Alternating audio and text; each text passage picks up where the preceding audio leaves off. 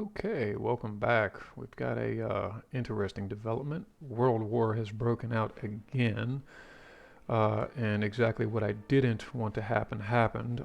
My allies pulled in their allies, which were former allies. I was trying to remove myself from them to pick a fight with the bigger, stronger nation, but nonetheless, we have a port strike. And one of the interesting things about this is that the minor nations join in. So you'll notice that the larger ships here all belong to Bangladesh, whereas the three light cruisers and the destroyer belong to me, the German Empire. So let's go ahead and battle this. And I guess what I should have done was started recording after all of this, but that's okay. Typically battles don't take too long to join in. And the French are still utilizing that tumble home design, and it looks like actually Bangladesh bought one off of them as well. Though with the battleship name, well, it could be French. So anyway, since I don't have radio tech, I'm going to go ahead and use this little trick of retreat to figure out where they are. And I'm not using the Admiral Snack Bar mod, which apparently one of the updates gave you the ability to spot at much longer distances. I don't know how I feel about that. I don't know. What is this thing? It's got large guns on it, but their tech level is fairly limited. I mean, it's got a bunch of little turrets on it. Some 3.2-inch Mark IIs. The 7-inch guns are Mark IIs, but the 13-inch guns are Mark I's. That's pre-dreadnought type of stuff. I don't know how I feel about that ship. Got one of the V-22s going into combat, 18-inch torpedoes, long-barreled 2 and 4-inch guns, one of which is on a barbette on the back end. That creates some instability issues, but nonetheless. So let's go ahead and, and my most recent renditions of the Lubeck class. Uh-oh, there we go. Battle up.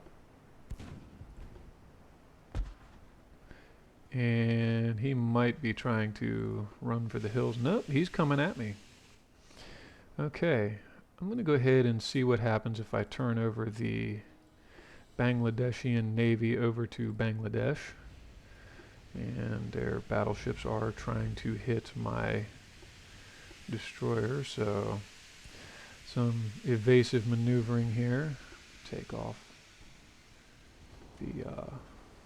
Take off the collision avoidance. I found that the collision avoidance sometimes causes more problems than it solves as far as maneuvering when you're tight in amongst enemy ships. So down to 1 kilometer, down to 1.5 kilometers rather. I'm going to run down to 1 kilometer if we can. Alright, let's hit the torpedoes.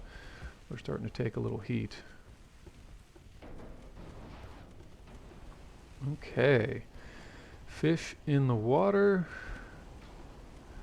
Are we going to get both? 1, 2. Got them both. Alright.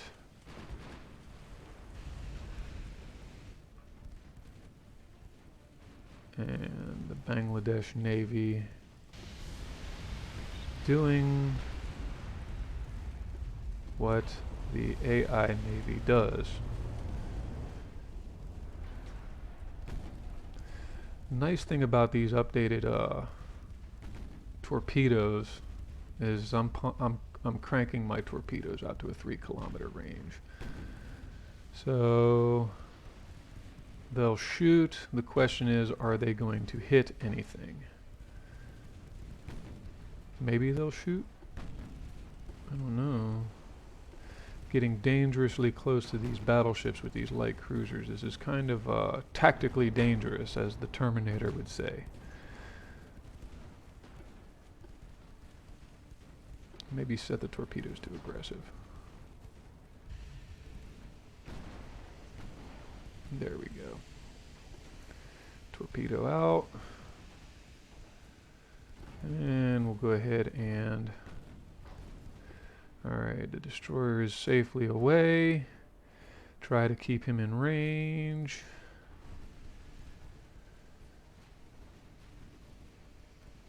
There we go.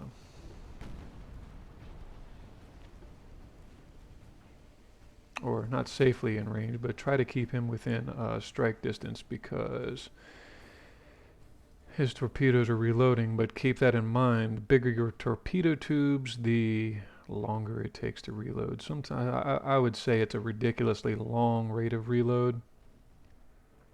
591.6 seconds. That's a ridiculously long reload time. But nonetheless, maybe that's the thing. You want to close with the enemy fleet, and then if you're going to set any of your other ships to AI control, then set them to AI control. The Falk is out of torpedoes. He's not going to do any good other than be target practice for these guys. Which torpedo tubes? And if you hover over these, you can kind of get a feel. But as far as I've seen, the top one is starboard side, and the bottom one is port side. As far as I have seen on the weapon setup. So see, top side starboard, that's the right side, and the bottom one is port side, which is the left side of the ship. So let's see here. What's happened? The Sperber's taken enough damage to slow it down.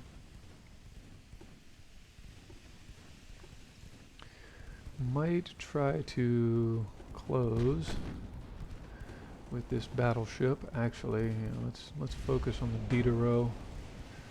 I'm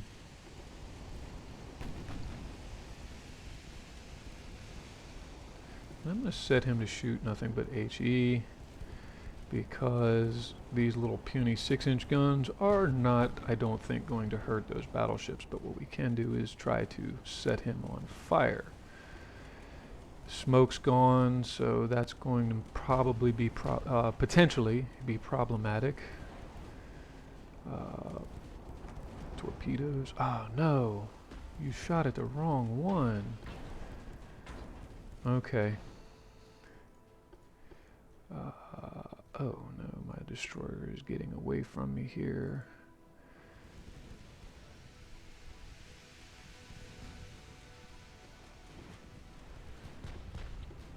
Oh no, it fired off again. Say what you want about the protectability of the underwater tubes. I don't like them as much. They don't seem to be as accurate. But anyway, focus fire on that beta row. Alright, so destroyer's coming back into the fight. His tubes will be loaded up. Normandy seems to have fixed his damage. I'll tell you what, I'm going to take this battleship and bring you back into the fight. Yeah,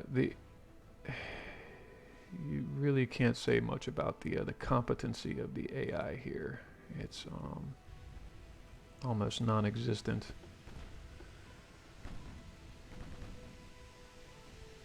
Now, I did recently get picric acid shells.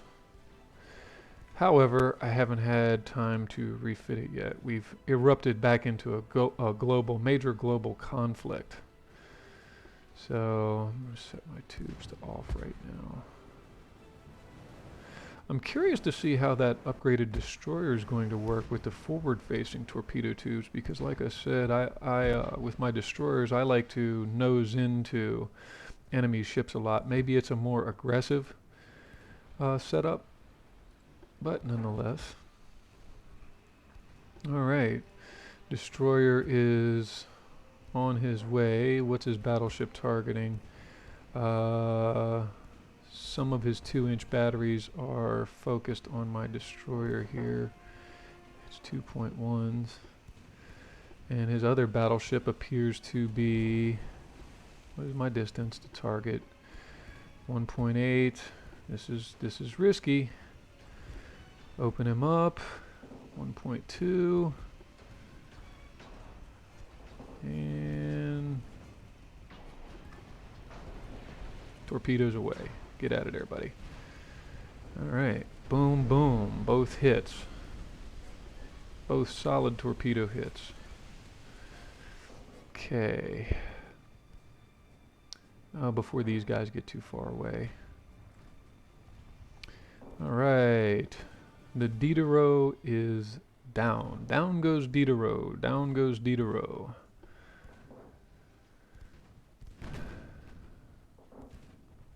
Let's set him back to AI control. Actually, no. Well, yeah, set him to AI control. It would be funny if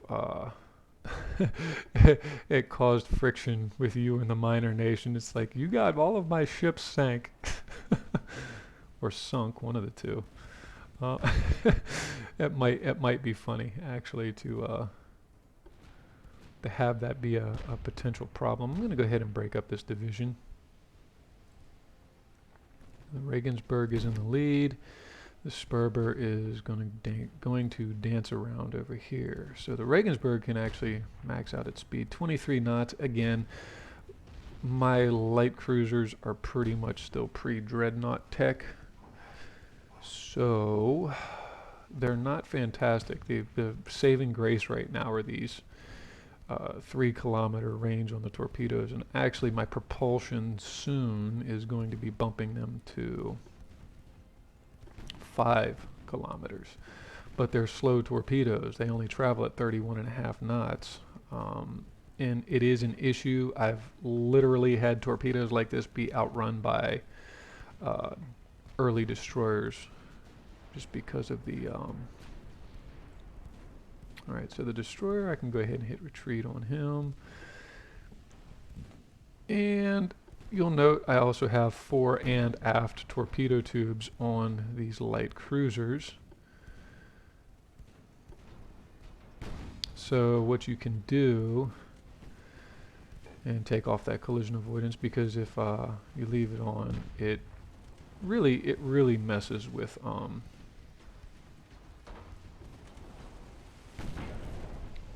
alright, come on.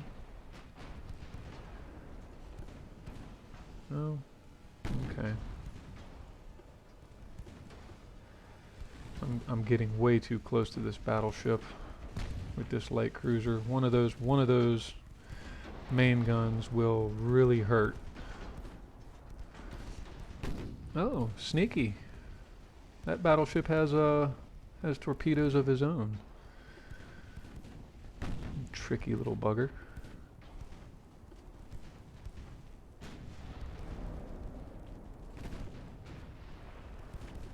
Alright, so the starboard side torpedo tube is still loaded. Let's see if we can't get a torpedo off from the bow this time. Oh, there it goes. Bow torpedo away. And you can kind of see, I mean, even with the dated nature of my light cruisers, those tumble homes, they're not a very good design. But at the same time,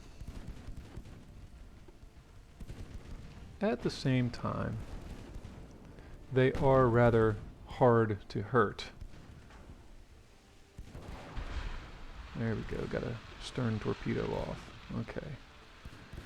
And we might just wind up burning him down. Oh, shoot.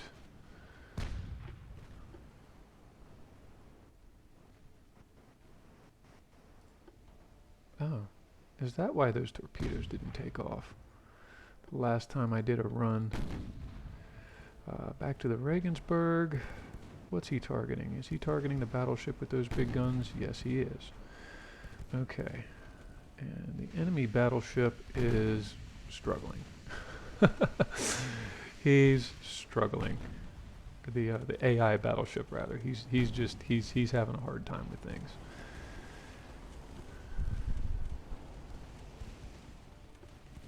Port side torpedo tubes are back in action. I'm going to go ahead and get in position to get on him. I have 2 torpedoes left, and really these slow torpedoes, they really don't get it done. Ooh, that hurt. And that was just a partial pin. I think it was doesn't tell me what hit me. Oh wait, battleship 2-3. Actually, it was a penetration, 2.3-inch gun penetrating with an HE shell, and yeah, that kind of hurt actually. There we go. All right, get out of there. Like I said, closing is very, very dangerous with with a light cruiser because, well, light cruisers are bigger targets than destroyers. Let's nose into him.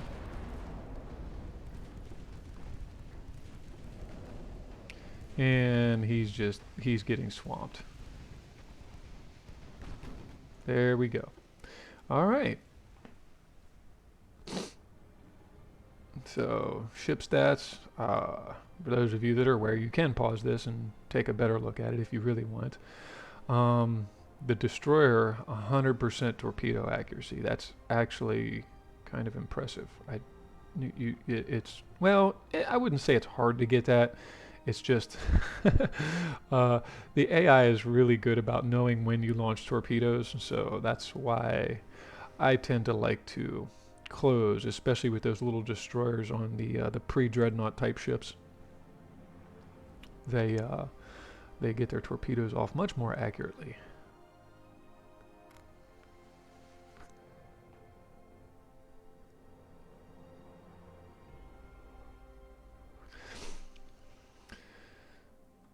And, you know, another nice thing about this, you get some nice old photos and information about ships and stuff like that from the bygone eras. Post ironclad, of course, but nonetheless. So the game does run all the way up into modern warships, super ships and stuff like that. But anyway, this is an update on the campaign. The the war situation. Once again, I tried to cancel I had canceled the alliance with the United States. I had canceled the alliance with Austria-Hungary, and I had also canceled with China. But because they were allied with Britain and Russia, they got pulled back into the war. And then it's kind of a wonky feature, but when nations have a common, and it is something to keep in mind with your politics, when nations have a common enemy, they create an urgent alliance, and it can be rather difficult to get out of those. As I mentioned in the previous episode, you can push for that. It doesn't mean it's going to happen. Sometimes your government listens to you, and sometimes they don't. So anyway, updates on the research. I've pushed to submarine experiment 4. There's that. I think after the kerosene engines, you have a diesel engine, and then you have the mass-produced submarine experiment. So if you are starting off early enough to where you can't build submarines from the get-go, be aware that you will have you have to unlock the submarine experiments before you can, or you have to finish the submarine experiments before you can unlock the other submarines, which include hull design and improvements. And if you want more submarines in your groups, it's under naval communications. That's where it is.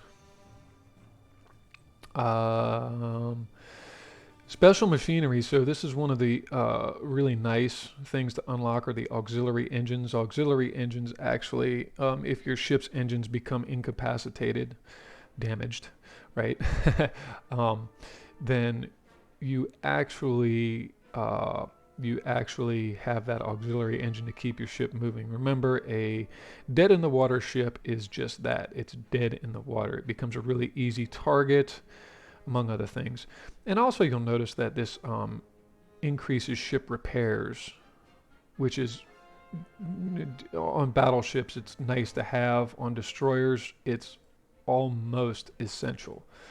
Um, because again, your destroyers are going to be the ones that are running in and taking a lot of small arms fire, which can lead to loss of steering, damaged engines, and if your destroyer is at 1 kilometer from a battleship and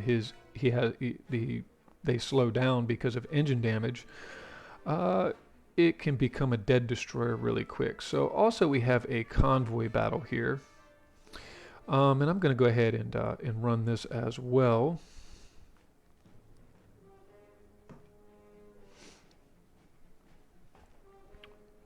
Convoy battles can be entertaining.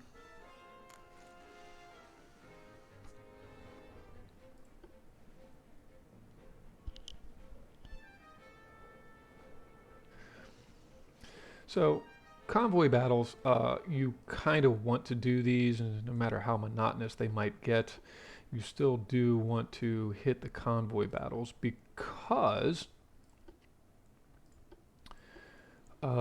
you hamper your enemy's ability to fight. And I mean, that's common naval tactics 101, right?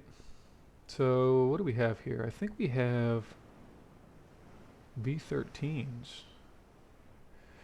17-inch torpedoes. Yeah, these are the older V13 models. So just remember the V22s, as you saw last battle, were built upon this exact same design. It was just with those I decided to upgun to the 14 or 18-inch torpedoes. Larger torpedoes do more damage. And actually, the 4-inch guns that you see here were higher caliber as well. Let's see here. Where are we going? Okay, I done got around them. So let's go ahead and get directly in there. But so far they've proven effective little ships. Not much in the way of equipment.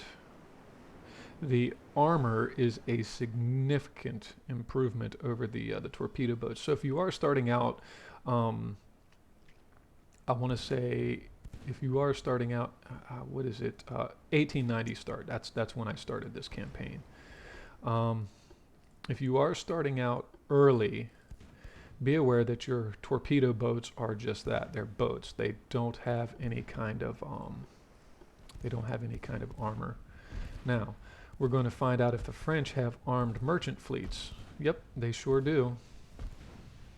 Looks like they've opened fire on me. Take off the collision avoidance.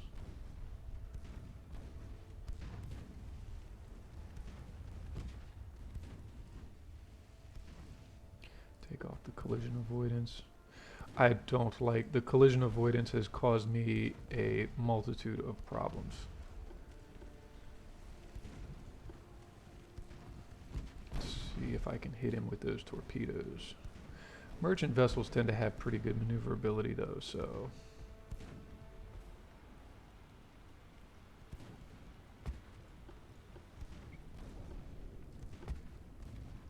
dud torpedo. Oh, and do pay attention to friendly fire. I have had my own torpedoes completely ruin my day. or shells for that matter. No, literally. I've had destroyers getting in and doing just this, and then one of my heavy cruiser shells or a battleship shell just completely blasts my own destroyer, and it's a little frustrating.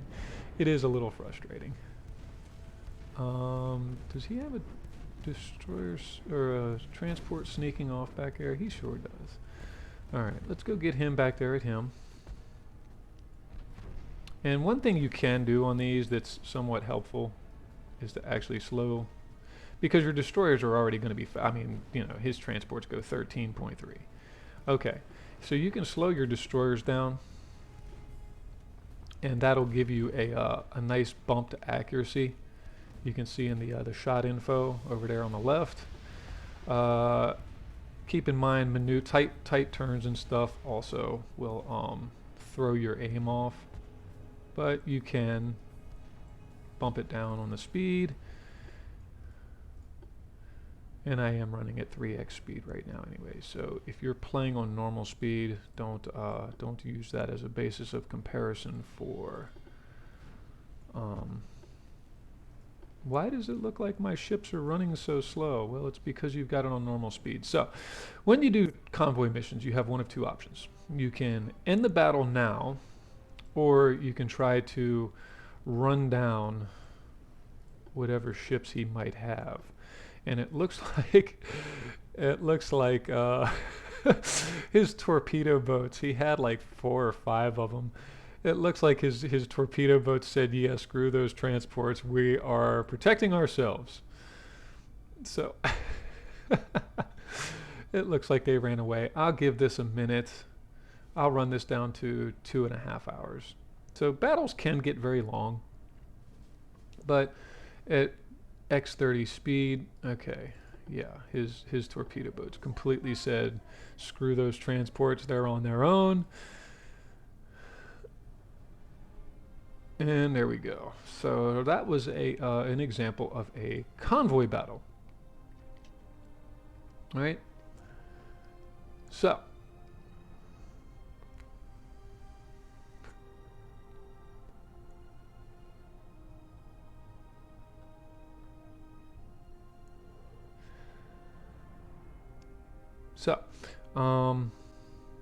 yeah, come on, load the world.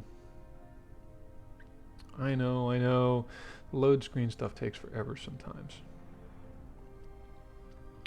And once again, for combat, if you want to let the ships auto-aim, they do a pretty decent job with that. Actually, I think this most recent patch 127R, they've either it was this one or one or two before that where they improved the AI targeting system. And you'll actually find that if you're running up in between ships, if you have ships, so destroyers are a bad example of this, but if you have like light cruisers or above where you have armaments on both sides of the ship, you can manually target on one side if you want to do that, but it seems like the secondaries, anyway, because if you build your ships like, with the centerline guns, but it seems like if you're in amongst enemy ships like that, the guns on the other side will actually auto track their own target. So if they don't have a field of fire on what you've selected, it is kind of a nice feature, because then it allows you to, run up in between transports. And some of the transport fleets get really, really big.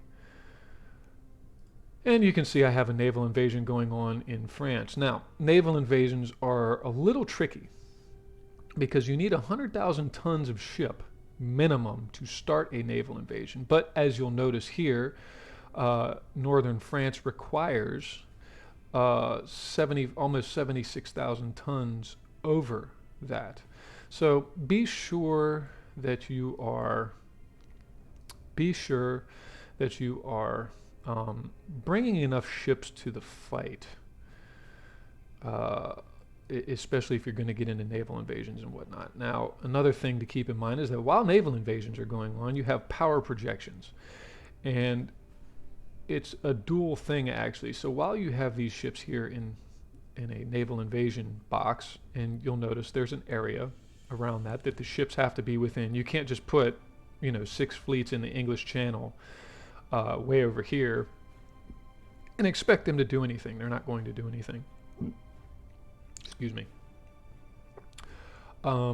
They have to be within that, but it's also twofold because this power projection allows you to set up blockades which can further choke off your opponents.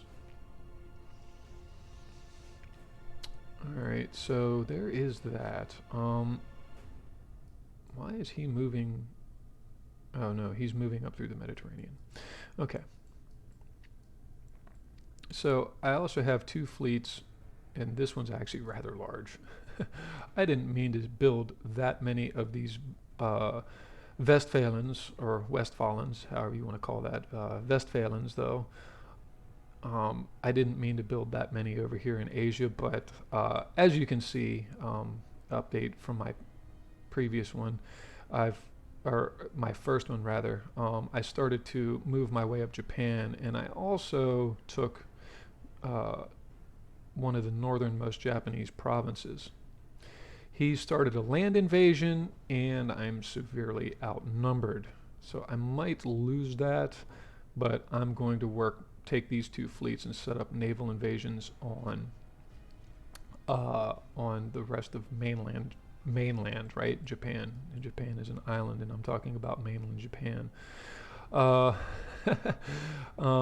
The French have launched a offensive down here. The Chinese are moving into Laos, but Laos is a minor nation right now. What else do we have going on? Oh yeah, these are colonial type things. Mali is in control of French Sudan right now, and this happened before this global conflict started, but I started moving an army up into French Sudan, which is going to be probably helpful because then it gives me two provinces from which to launch an invasion onto French Guinea.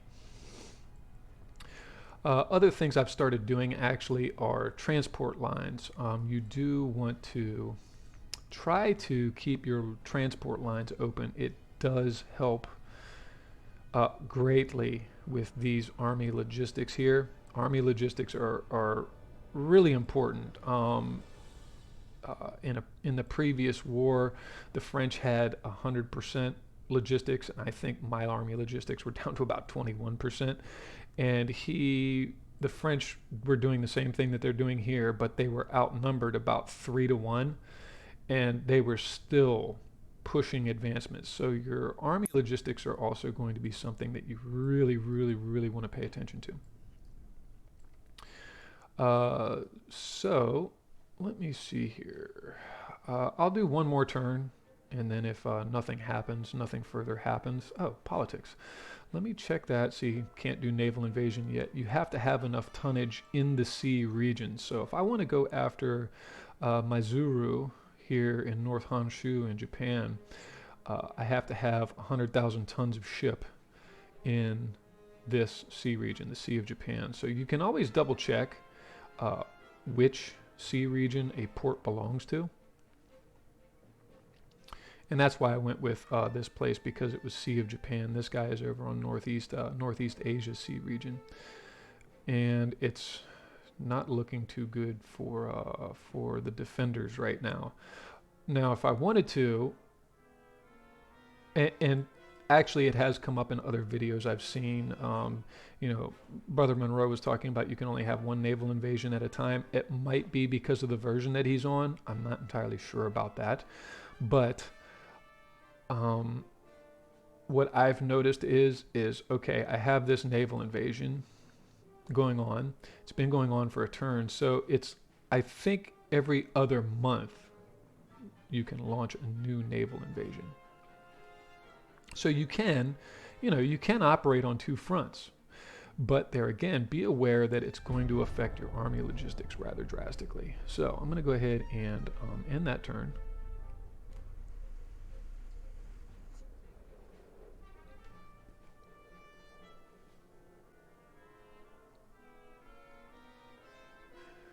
Go ahead and end that turn.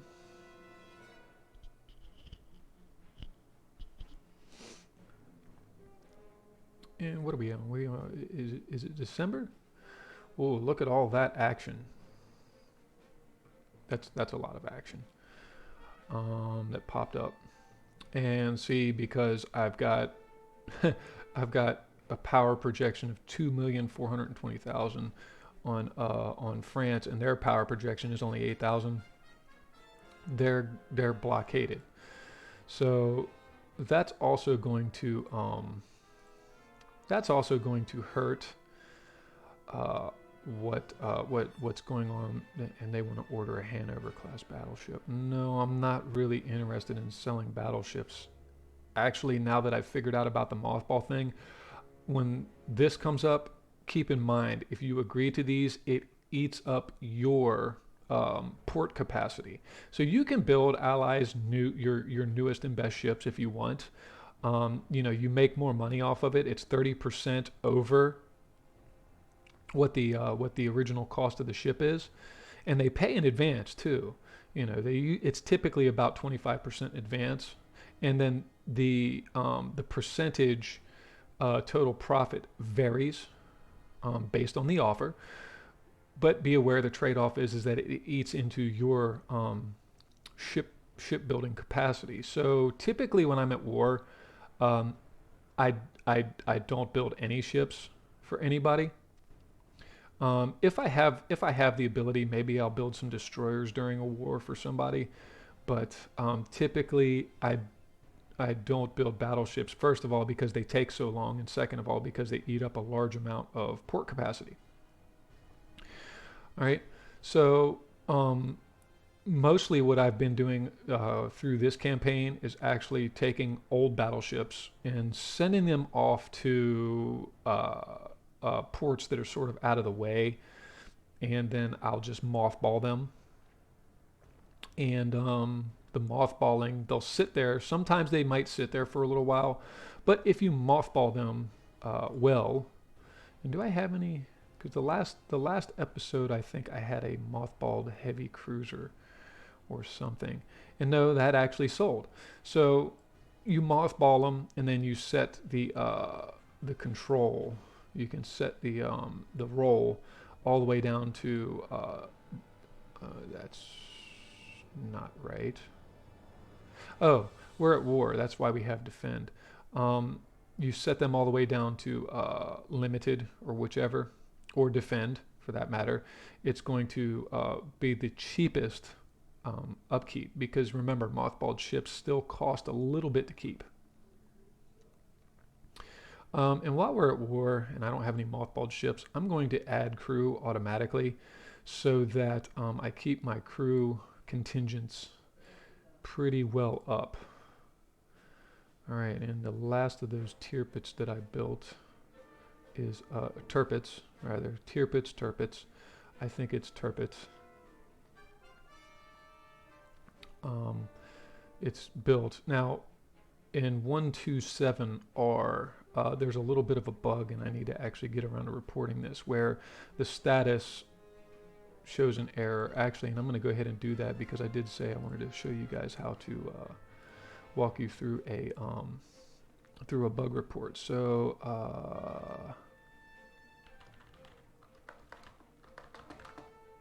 error on commission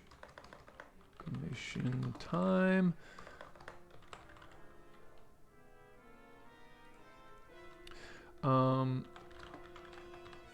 Commissioning section on new ships.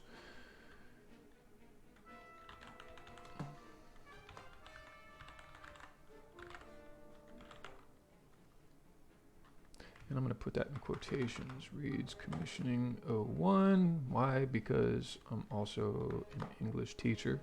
Yes, believe it or not. Reads commissioning 01.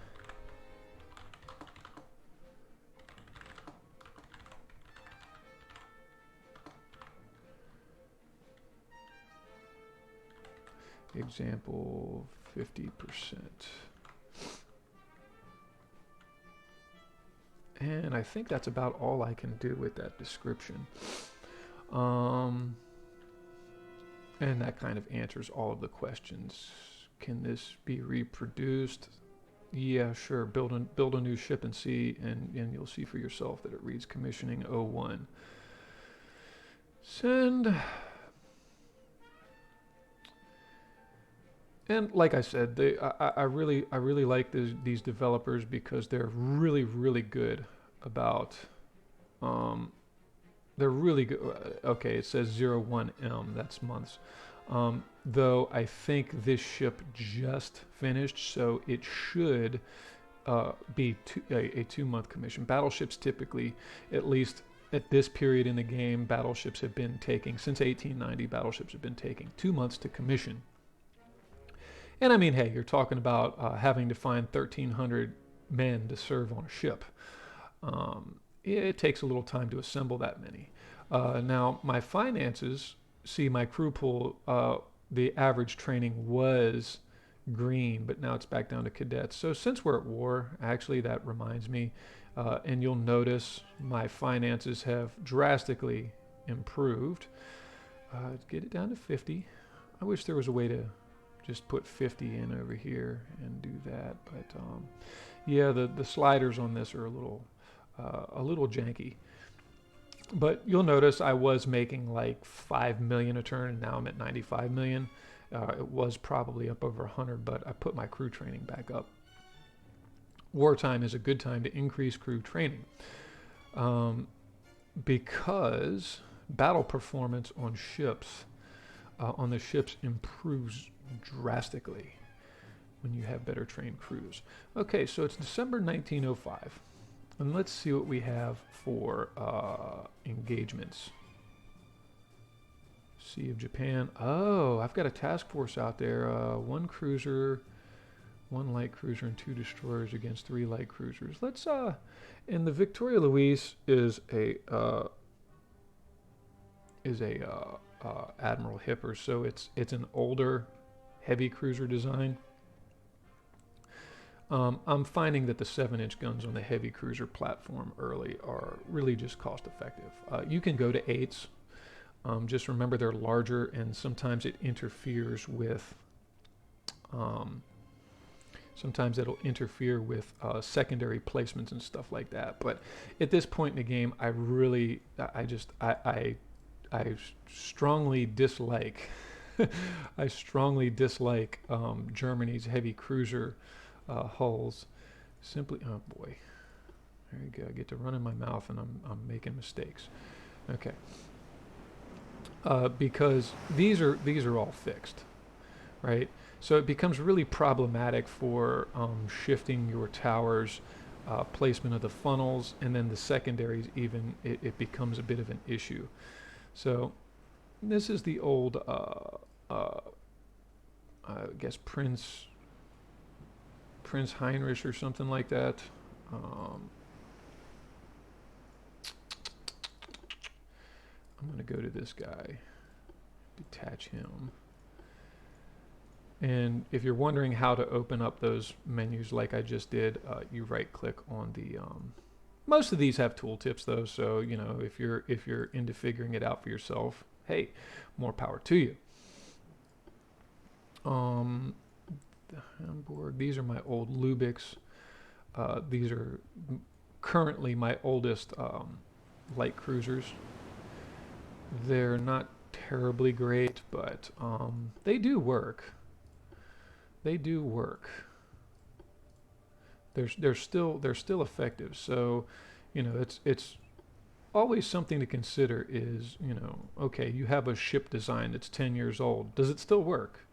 You don't have to throw them out. Of course, if you have something newer and that much better, you can start selling off the old ones, as I've indicated, by just taking them to a port and mothballing them. Sorry, I'm leaving that on regular speed, just to give you an idea of. And I still haven't figured out if it's my ship levels or tower tech or something that's keeping me from mounting radio telegraphs on my ships, but the radio telegraph kind of isn't important right now. The big one is the first big one is the RDF, which is radio detection finding or range detection finding, something along those lines. It's a precursor to radar, and what you get is this little indicator as to which direction the enemy ships are. It gives you a much better indicator than having to go through this business of going over here and hitting retreat every time. So that there is that. I'm going to set him to screen for the light cruiser. One nice thing that I did for these improved cruisers were to bump their speed from 21 to 22 knots. My earliest cruisers, I think, if I remember right, went about. They really operated at about 20 knots because my battleships were at 10. All right, so I'm going to run up here. We're about 8/10 of a kilometer. He's going to have a hard time dodging. And there we go. Ooh, just missed it. All right. So there again, enemy ships have a very hard time to dodge your torpedoes if you manage to get close enough. So, and there he goes taking hits, and you'll notice he's bouncing some of their small caliber shells. Partial pens, but the destroyers, you know, if you build a lot of destroyers, if you like to build a lot of destroyers in your fleets, you want to push destroyer tech pretty early, because the torpedo boats are just very fragile. Torpedo boats are so fragile. They have no armor. They have 0 armor. That's their maximum armor capacity is 0. All right, so let's get these guys in here. The V-28, V-27, I'm going to keep him around. I'm going to try to keep him close. And, you know, it's really, I think, more realistic to have it work in this manner as opposed to having a mod that that gives you the locations of all of the ships, simply because you're basically forced into using your destroyers as scouts, which is what they're supposed to do. Oh, dang, the other dude sank. And he's blazing away on my destroyer. Boom, torpedoes out. And just in time, too, look at that. He put off some torps, too. Oh, it looks like he slowed down. Oh, sneaky, sneaky. All right. And as always, watch out for because torpedoes keep going. So yeah, you want to be really conscious of not only friendly fire, but don't forget about torpedoes. The torpedoes can really ruin your day. And the AI is notorious for spamming those things. All right, so we've actually already launched that torpedo tube. So let's see how these Lubics do at close range. Boom, got an overpin. Boom, torpedo detonation. All right, good. Now, usually that's a good sign, especially against light cruisers or torpedo boats or even destroyers. If you get that torpedo detonation, that can do a couple of things. Usually it causes enough heavy damage to the ship to sink it, especially if they're smaller ships, like the really, really light ships. Torpedo detonation is usually a death knell. But if it doesn't finish them off, it's just a really good indicator. Okay, time to close in for the kill. All right, so that was that engagement. And as always, you can review stats and things like that.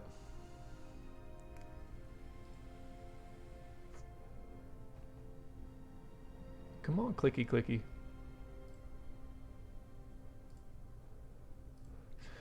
Okay, so we have some more convoys. We have another battle, 3 light cruisers against 3 light cruisers. And we have a convoy, 2 destroyers against 4 torpedo boats. Now, the last time I tried to do this, the torpedo boat said, "Screw those transports, we want to live." So they kind of hightailed it out of there. Let's see which one. Which one do we want to do? Japanese light cruisers. And it is one of the perhaps more boring things, is that sometimes you'll find out that you get so technologically advanced that like one of your light cruisers will eliminate a whole fleet of light cruisers and destroyers. It's somewhat frustrating, actually. So for politics, let me show you this real quick. I don't want to bore everybody with just victory after victory after victory. I did post one video where I almost lost it. I was simply outgunned. So North Honshu, I think it's the place. And you can always double check these. Yes, okay. It is North Honshu. Okay, so I'm launching, and can my logistics handle that? Oh, good grief, I'm at 82% now. France is still at 100%, which, okay, it's better than mine, but Japan, actually Japan is at 100%, but I'm at 86. That's the best mine has been in a while. A good long while, actually. Like I said, I had it down to, I think at one point I had it down to 16%. So let's do one more battle real quick. Hopefully it's not a ghost battle. And then I will end transmission for the time being. So we have 3-on-3, light cruiser, light cruiser.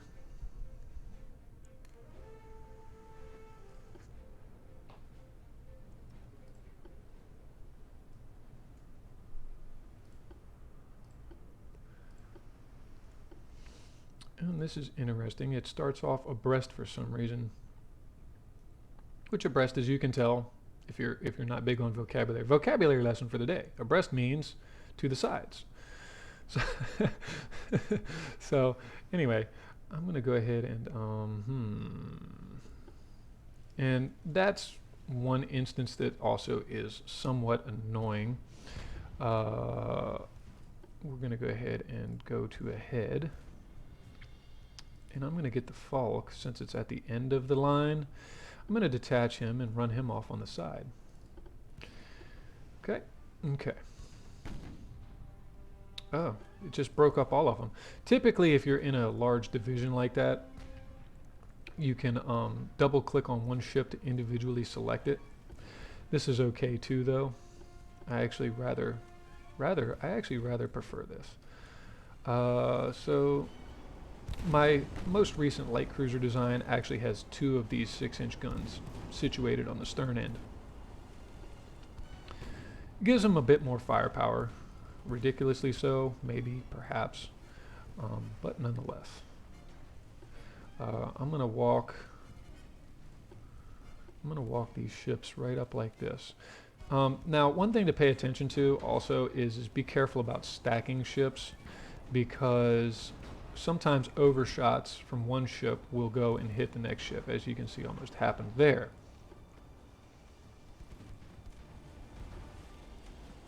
Destroyed main gun, and we haven't identified him yet. Oh, look, that torpedo is arcing right into him.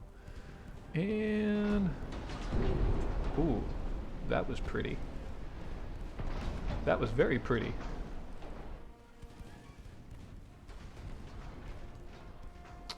Which one is the one that's running off on the side? Okay. And I'm getting into 1 kilometer, which, what's his torpedo range?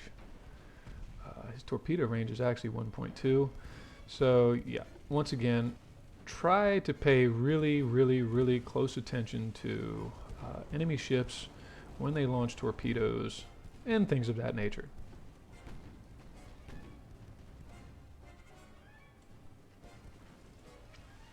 I'm going to go ahead and slow down these 2 ships to 19 or so knots. Again, simply for the purposes of getting a nice boost to accuracy. Yeah, you'll notice that they're only at 6.7 with that, but these guys are at 32. So the guns are doing their work. What's his armor scheme? 2.5 main belt. He's really lightly armored. The